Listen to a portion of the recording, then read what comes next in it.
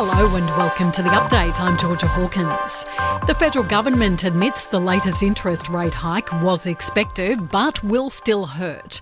The RBA has increased the official cash rate by 50 basis points, taking it to 1.85%.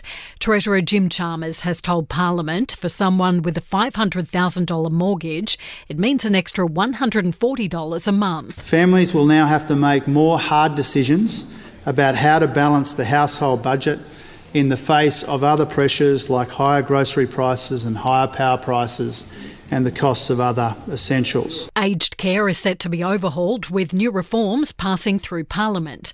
It's the first piece of legislation introduced under the Albanese government and answers 17 recommendations made by the Royal Commission.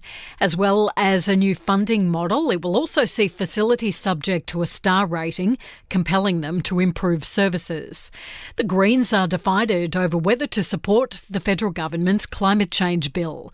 Without the support of the coalition, Labor is relying on the minor party to legislate an emissions reduction target of 43%.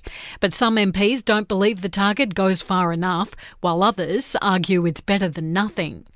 WA Premier Mark McGowan and billionaire Clive Palmer have both been found to have defamed each other during a war of words in 2020.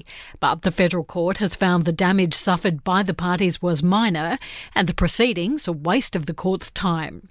And the NRL will consider taking the grand final away from Sydney to Queensland as the New South Wales government stalls on upgrading suburban grounds. In sport, Australian swimmer Emma McKeon has won her fourth gold medal of the Commonwealth Games, taking out the 50-metre butterfly. She was joined by fellow Aussie Holly Barrett on the podium, who won the silver.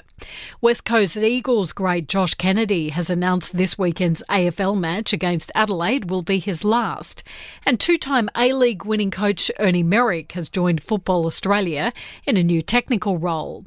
In entertainment news, the marriage certificate for Ben Affleck and Jennifer Lopez has been released, the pair tying the knot at the Little Wedding Chapel in Vegas in June. Julia Garner has touched down in Australia, where she's filming a new thriller alongside Hugo Weaving. The Ozark star has posted a picture of the Outback set alongside the caption, "Happy Day One." And a costume designer for the Queensland Ballet says she was stunned to learn that Beyoncé was wearing one of her creations. The figure-hugging bodysuit took a month to make and is part of her new album release.